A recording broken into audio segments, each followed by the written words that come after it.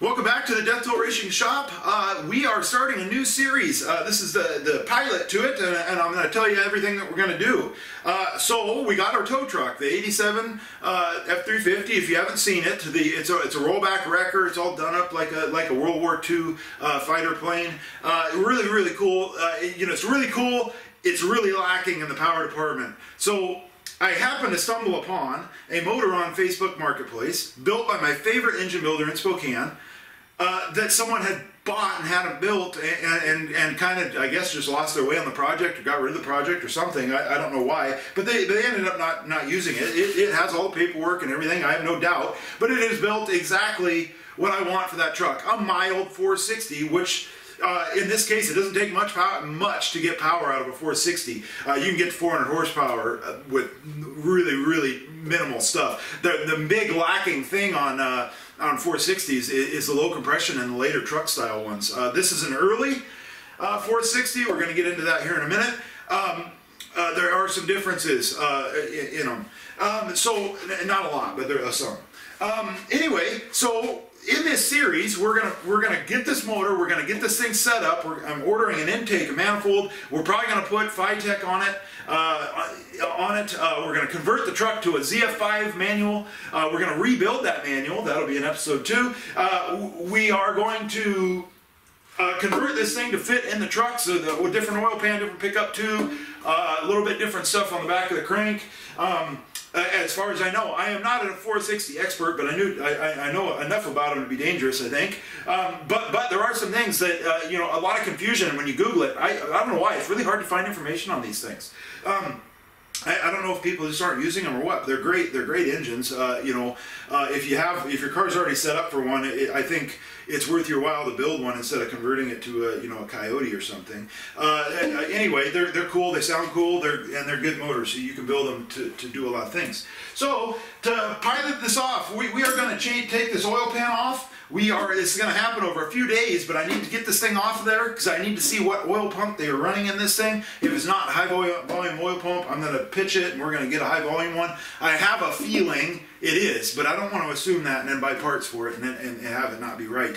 And the other thing, I already did this and I should have filmed it and I didn't, but early 460s were never meant to have a manual transmission. They were in cars. These aren't truck motors. They're car motors. They happen to adapt them later into trucks, but they weren't designed for trucks. They're designed for cars. So the 428s you could get a manual in, so they have pilot bushings for them. But they didn't machine the cranks on a 460 for a pilot bushing because they weren't ever in a car that would have one. So. But it's okay. It's easy to remedy. I don't know why you can't buy one already made for this style crank, but I couldn't find one. So anyway, I just took the stock pilot bearing that would be on a 460 ZF5 and machined it down. Really easy to do. It's not much. I'm going to post the numbers right here on what you have to do, what they come as the factory, and then what you have to machine them to adapt them to that. It's real easy to do. And I did that just on my little mini lathe thing, and it worked, and I already pressed it in. They have a nice stub that you can grab, so it makes turning them really easy on it. So anyway, I'm going to get going to town on this thing, but stay tuned, stay up to date on this project, so it'll be a whole new series and a whole new playlist. It's gonna be cool. That thing's gonna sound pretty bitchin'. It already has stainless headers and exhaust and everything on it. So having this guy in there with that 5-speed, it's going to be a whole new truck. I cannot wait to get this thing done and in there. So anyway, let's get going on turning this thing down.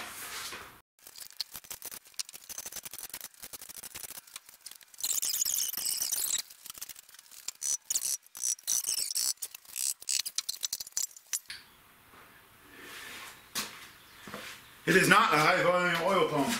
It's not, and it's just a standard pump. Show you how you can tell.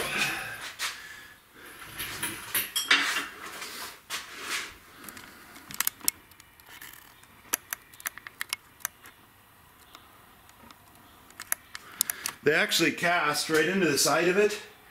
It's an M84, and if it was an M84, if it was a high volume, it would just say M84 HV.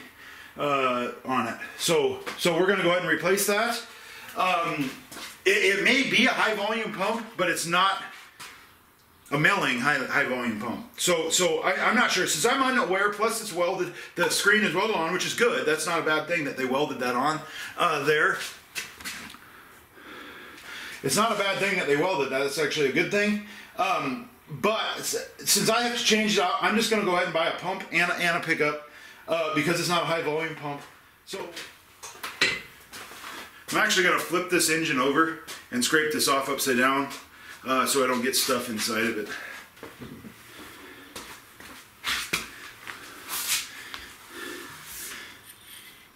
Now I just don't have to worry about stuff falling in the engine when I do it this way.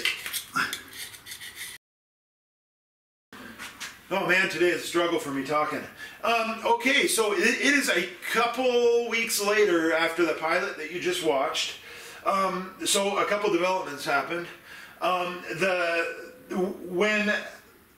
After I tore that motor down, which you just saw me tearing the pan and stuff off, I started looking into it a little bit more.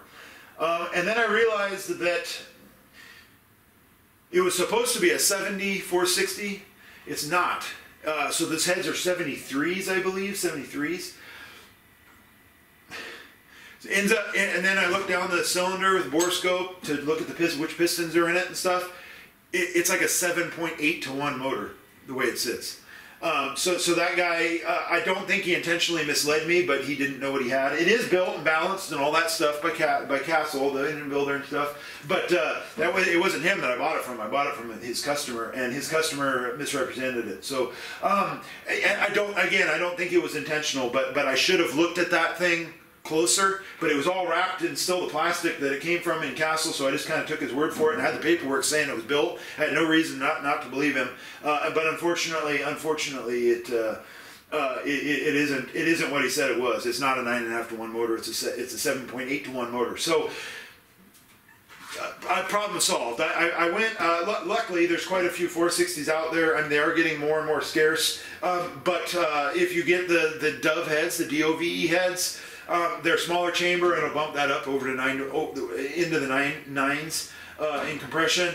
So I got a set of. I actually bought an entire 429 that came with an extra set of heads. The 429 is a DOVE. And then these heads are a C9VE, which is the 69. They're actually the exact same thing as the set of DOVE heads. They're standard size valve, I assume. If anything, they're oversized, but I think they're standard size heads, valves. I'm sure we'll measure them when we tear them apart, but I'm sure they're standard. But these are small chamber heads and everything, so it'll bump our compression up. But these were built in 2011, ran for a while, and then they've sat ever since. So we're just going to go through them and make sure everything's still good. I did do a leak down test on them, and by leak down I mean I filled each chamber with fluid, let it set overnight, came out the next day, and they were all still full. So the guides can't be too wore on them, or they would have drained down and all the fluid would have leaked out of the valve guide. So they are pretty good in that way. Obviously the seats seat up good, or the fluid would have came out there. I saw no signs of it leaking out that way, so I suspect they're going to be really good. I don't see any problems. I did both intake and exhaust on both heads. I didn't have one of them that leaked down. So I think we're going to be in good shape, but we are going to take them apart. We're going to inspect everything, make sure everything's seating right, make sure there's not excessive play in the valve guide, and then we're going to put new umbrella seals on them since they've been sitting for a while, and then we're going to clean them up real good. We're going to paint them and put them on that motor. So we're going to tear those heads off. I'll probably just put those heads on, they are rebuilt heads. They're just not the heads I want. So I'll put those heads on Craigslist. I have no need for them. I don't ever build low compression stuff like that. Not in a 460. I'm not going to turbocharge a 460 or something. At least I have no plans to do it. But anyway, so we're going to swap those out. I'll put those on Craigslist, get rid of them, make some money back, and then we'll move forward. The 429 is in great shape. I'm going to take that thing down and just have it rebuilt, and I'll wrap it up in plastic and I'll set it aside. And I have a 64 Ford. I have a 64 Ford 4x4 F350 that we're going to put that in. And so I'm going to try to find another ZF5 I just need a 2-wheel drive one because it's a divorce transfer case. I got another ZF5, I'll throw that in, and then we'll have another really, really cool driver with a 429 though. I love 429 sound cool. I love short stroke motors, man. They sound just wicked, you know, when they wrap out. Yeah, like 302 DZ, 302 Chevy or Ford, that's why they both sound good. 302 Chevy, 302 Ford, same motor, same bore and stroke. Physically, the Ford's a little smaller. That's why the Chevy's made more power from the beginning, and they're easier to make power on just because they have a long rod, because it's a physically bigger engine. But they both sound really wicked the way they are, and they're both really, really good motors. Really good motors. So anyway, we actually have a 302 over there that we're building. For another project. It's actually an old Chevy Caprice police car that we're going to be doing too, and that'll be a 6-speed car. We have all that stuff sourced, so that'll be an episode coming up too. Anyway, so let's get going on this thing. I'm going to time lapse it, but I will slow it down. We'll do 1 combustion chamber, normal speed, and then the rest of it's going to be time lapse. We'll get all this done. If I find a problem, I'll show it to you. I really suspect no problems, but I don't even think we really need to relap them because I already did cheat and took 2 apart just to look at them. They're perfect. There's nothing wrong with them at all. So anyway, so let's get going on this.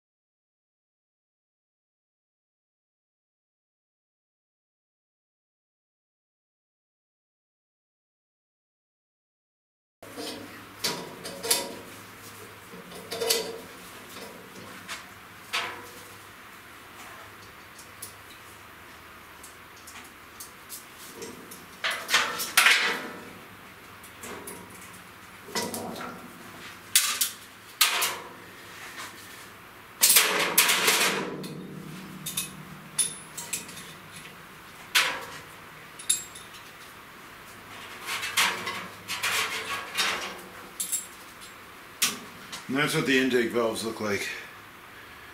They're just kind of, you know, carbon, not really carbon, it's just gunk on them. Comes right off though.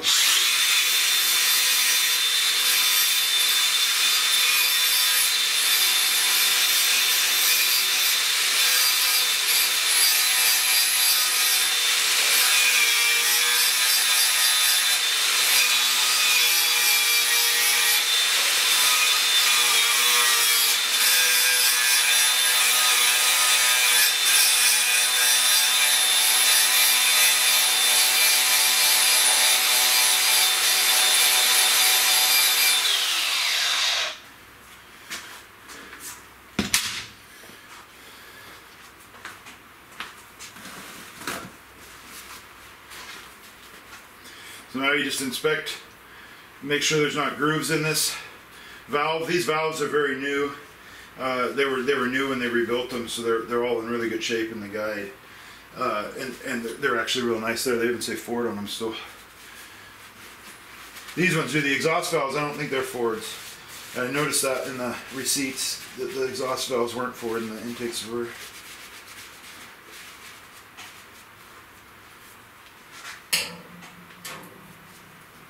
See, this one's real clean around the seat too, so we're good on this one. So we'll just blow it out and put it back together.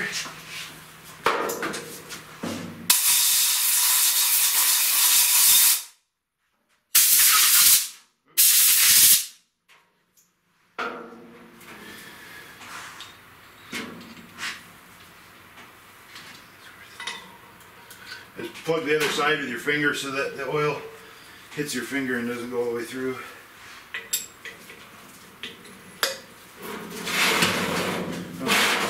So you can see.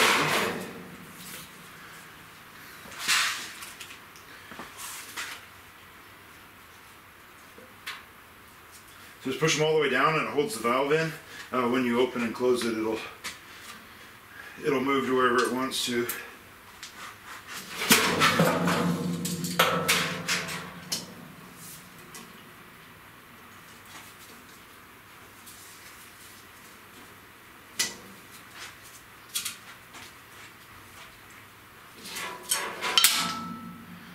The little magnet does make it easy.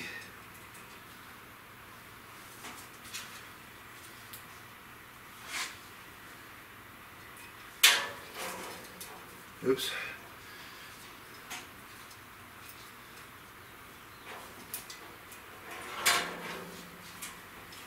Just like that. So that one's done. Mark it. We'll move on. When we were disassembling this, I noticed some of these rocker arms are pretty wore where they're pushing on the valve. I don't know if you can see that. So it probably would be pretty clicky because you can't really adjust these. You just bottom out the nuts. So I'm hoping that when we take that one apart, it has good rockers on it. If it doesn't, then I have more rockers. We'll go through them all and make a complete set. But for now, I'm just going to leave those aside and we'll check the other ones and see if those rockers are good. And if they are, then we'll just use those. I assume they are. They probably already went through those ones, but you never know. We'll keep our eye on them and double check. But I think we're going to use the rockers that are on that motor already.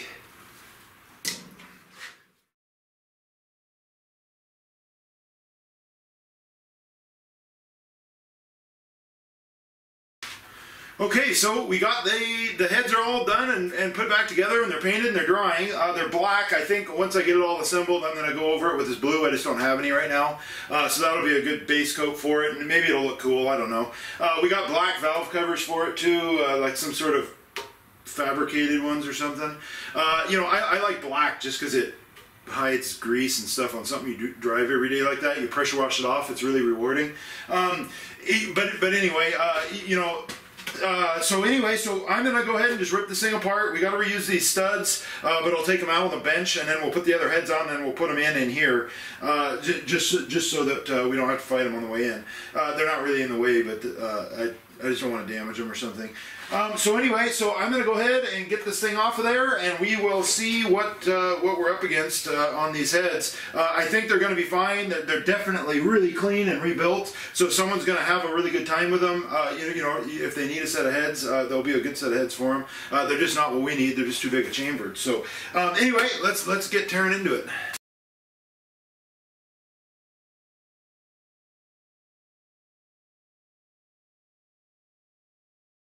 Okay, so we took the heads off. It's all decked and everything's good. I just crudely measured how far down the piston is in the bore, and it's about 26 thousandths down. I think stock on this year block it's 30. They actually increased as time goes on. I think they just kept increasing through the lifespan of a 460. But anyway, so obviously it looks beautiful inside. The heads are really nice, but what do you do? They don't fit for me. They are decked as well, but they're just open chamber heads. They're just big combustion chamber heads. So we're going to continue on. We'll throw those other heads on here. The rocker arm style is totally different. I forgot about that when the later ones have those I don't remember what they call them, where they mount on that block. This style. So you just tighten it down onto there. I don't know if that's particularly good. I think they're kind of weak. They break off. But who knows? The studs and the other ones are much bigger. But that does leave us in that situation where those rocker arms are slightly wore. I might just get a set of rockers. I'm gonna go through. I'll look at what we have. If we can come up with a good set, I mean, there's nothing wrong with them. We're not doing anything special with this thing. So anyway, so I really wish I could see what the part number is on this cam, but I can't because I don't really want to take it apart any farther than it already is. So we're just gonna hope that it actually has a good cam in it. We did measure the lift and multiply it by the rocker arm ratio and stuff, and it's like 5 It was like 530, I think, lift, or 545 lift. So it's a decent amount of lift. But that doesn't mean anything other than just trying to figure out what they put in it. So I'm going to scrape these off.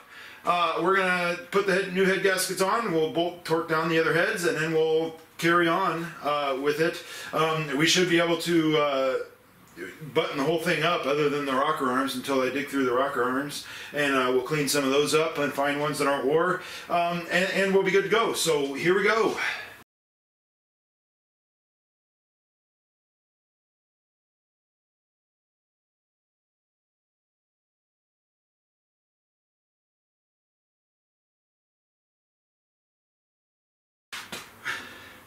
Well, that was fun. That was like NASCAR style. We did good. So that was only I don't know, maybe 10 minutes. I'm panting now because I multi-stepped them. So, but anyway, so yeah, they're on there. Neat. Our compression is a lot higher now. It was as simple as that. So I probably will paint them. I think it looks kind of dumb with the black heads, but we'll see. Once that thing's in there, there's so many accessories and stuff on it, you can't even see them anyway. So now we'll go ahead and drop the push rods in. Not that it's really necessary, but I'm going to do it anyway, just so we don't get. So that way, when I get my rocker arms, I don't have to push rods in and make sure I find them in the hole. It's not that it's hard, but I'm going to do it that way anyway. So we're going to do that, and then we'll prep it for the intake manifold. We got a WWII end, just dual plane, simple aluminum manifold. So that'll go on next. Okay, so I had a full set of stock rockers, another set of stock rockers, and these ones are all good. So I'm just going to use this set, and then we'll ditch that other set. I don't think we need those ones. Okay, so on these Fords, these things, you basically just bottom out the nuts, but you got to make sure everything's lined up. So without the rocker arm, just so you can see what's going on, that actually fits over that shoulder, so just don't tighten it while it's like that. It'll probably pop on, but and then it goes flat side down, and basically you just tighten it down to there, and that's where it sits. You know, it's possible that we have the wrong push rods, but I think they're right. They look about right, but you never know. I mean, it could be 100th off. So this should all go like that. Let's see. I might need to get a deep well. That's good, and I should be able to spring it, and I can. So we have no play, and we have hydraulic, so we're in good shape. So there we go. So that's all we have to do. So we just have to throw the rockers on. We'll put the valve covers on, and we are good to go. I need to oil this stuff. So right now there's no oil on it. So I was just test fitting it. So we will oil these up, put them on, and we'll throw the valve covers on, and then we're going to flip it. I don't think that push rod can come out. Nope, it's getting in there good. And then we're going to flip it, and we'll address the oil pump and the pickup and then the pan and stuff. So here we go.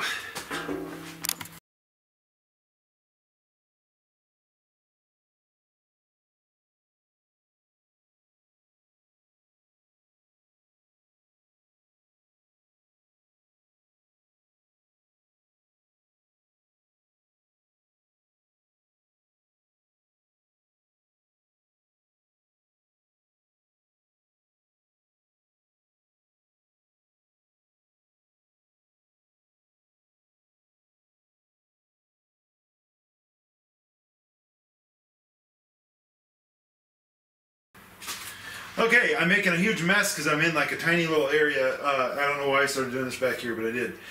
So anyway, we are fuel injecting this thing.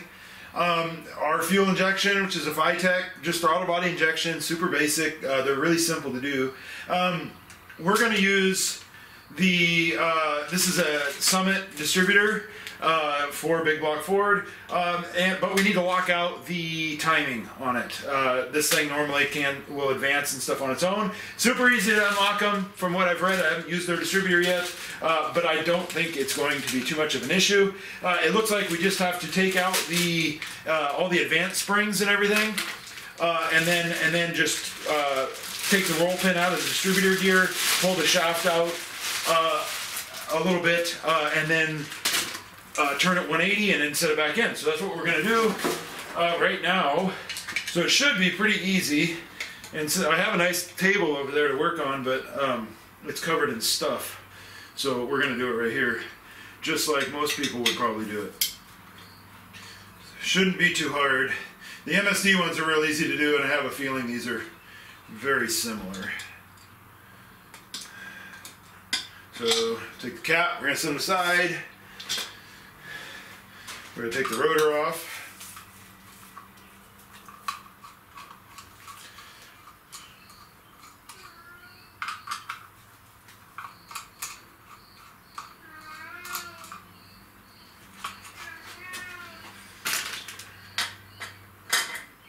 Okay,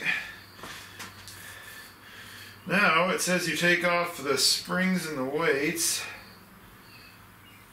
which looks like the springs are actually what's holding everything together. So use their fingers.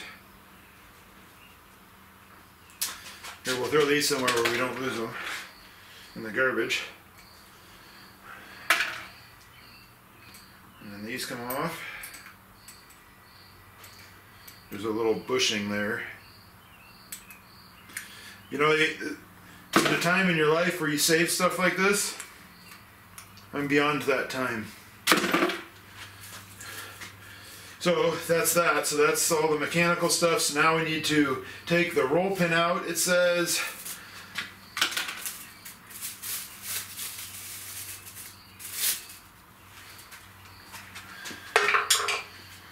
Which is right there, and that's where we're going to use our spring tools that we always use. I still haven't looked up if this company is still around.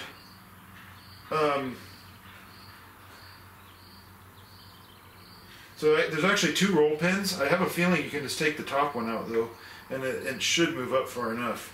So that's what I'm going to try to do. Here's our table. So you can see how much easier it is to do these than actually, if I was trying to hold that and hold the thing and then hit it with a hammer, it would be very difficult.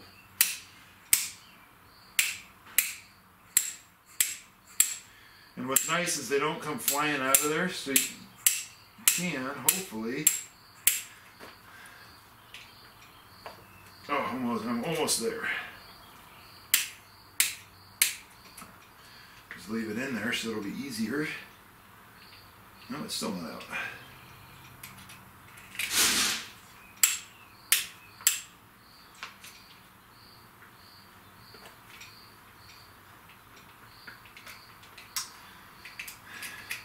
I'm trying not to knock it all the way out, and that's biting me. There it is. So now, yep, that worked. It says you lift it up.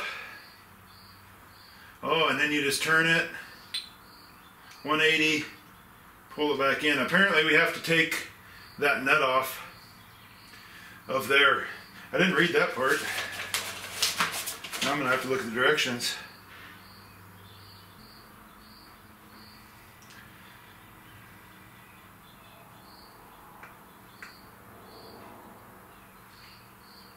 That's interesting.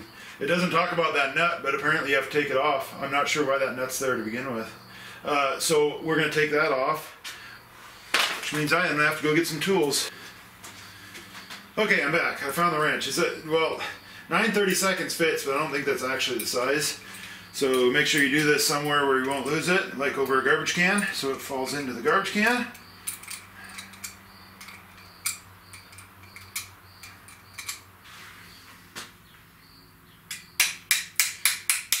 We'll get it started with that, and then we'll push it back in with our spring tool.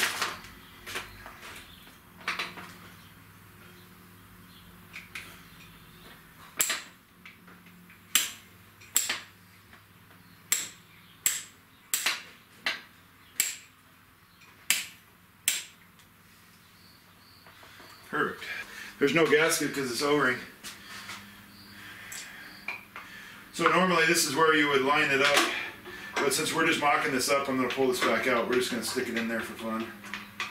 See if we can get the oil pump to engage. we still have to prime this thing.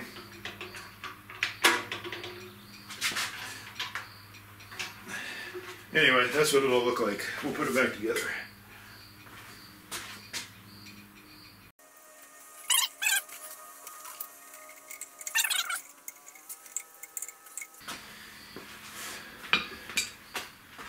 So after we prime it, on another episode when we go to install it, we're actually going to set this distributor right where it goes. But for now, since we're going to prime it, and I don't know where this motor is actually sitting as far as its stroke, this only goes on one way too. We don't know where it's sitting, so we're not going to do anything too permanent on it. We're just going to mock it up so it looks cool.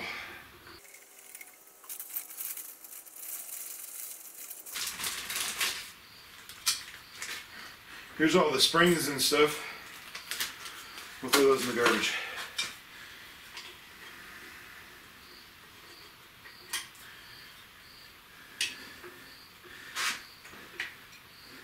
I'm in the point, I always save everything, and then you end up with clutter.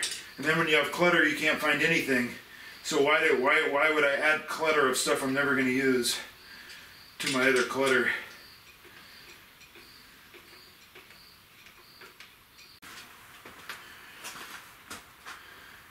Alright, so I got a FiTech system that we're going to put on this thing. I like the FiTech ones. I prefer them over the Holley.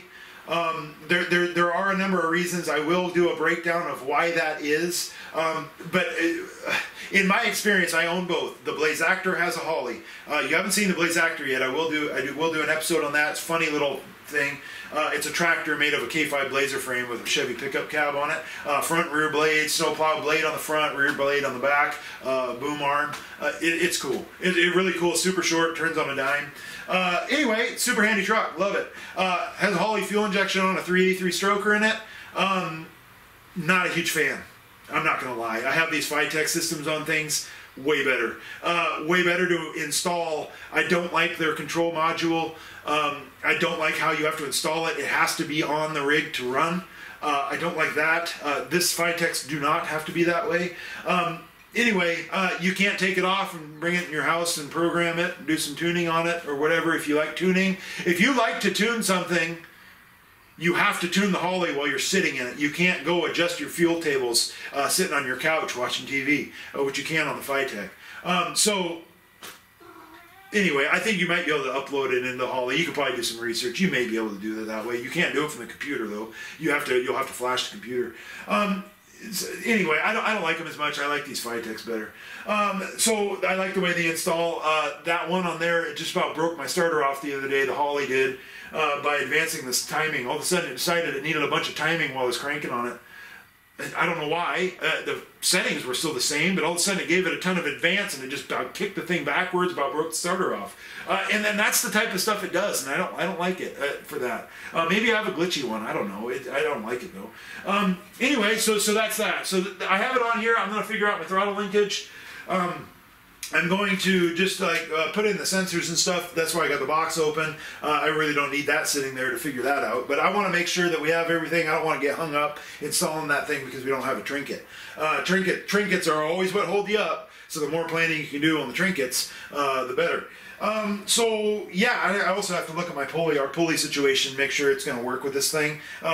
We're running the old style balancer. But I think it's the same, but I'm not 100% sure. So the engine that's in that truck, they have a counterweight right here. And then the old ones didn't have the counterweight right there. They must have had a balancing issue or something with them. I'm not sure. But anyway, it has that, and this one doesn't. This just has a spacer. So I just want to make sure. I think the balancer may be different, so I want to make sure that it's going to work the way I think it's going to work. So I just got to look at those pulleys because we have that PTO and we have the there's no AC pump, but power steering pump and all that stuff. I just got to make sure it's going to work. I know that stuff will work. I just don't know if the pulley itself is going to work with that balancer. If we're going to have to get creative on it. So anyway, so yeah, that is that. Next episode in this series is ZF5. We're going to rebuild ZF5. That is next. I'm pushing this thing. I'm going to bag this thing, push it aside. We're going to build that ZF5. That'll be the next episode. And the episode after that will be installing it. And then that episode probably will be two-part because we'll install it on one, and then we're gonna get the FiTech going on that one. And the reason it's gonna be two is because I'm gonna be kind of detailed on the FiTech install on that, because it really is simple. If you can change a water pump, you can put your FiTech on. I promise you. It is not hard. So anyway, that's my breakdown of this. So it'll be like 3 or 4 videos. I'm not locking it in. It could be more, it could be less. Austin, thank you for that advice. Actually, I'm not locking in timelines or trying to make yourself locked in. It's something, anyway, Austin, shout out to his page. There's a link right here to his. He just sent me that. I have a ton of viewers now just because of him. Solely because of him. I had 64, I believe, viewers before he did a shout out to my page, and however many I have now, when you look at it, that is mostly credit to him. Depending on when you're watching this, I guess something else may be influenced to that, but he is the reason why I have as many viewers as I have now. Even if that's still only 200, I would only have 64 if it wasn't because of him. So I don't know where I'm at right now as I'm telling you this. But that was this morning that he launched a video that made mine kind of pick up. The next episode that's coming out is not in this series, it's in Safari Wagon series. We had a huge kick in the balls on that thing, but it ended up being a good kick in the balls. I don't know really how that works. I haven't yet had a kick in the balls that I enjoyed, but this one actually is turning out to be a positive. But at first it did feel like I got kicked in the balls. So stay tuned for that. It's a good one. It's a good one. It's putting us in a cool spot on that thing. Maybe some people's feelings might be hurt a little bit, just as a warning. So anyway, so stay tuned for that. Thanks for watching. Next episode, Safari Wagon. Episode after that is ZF5 rebuild.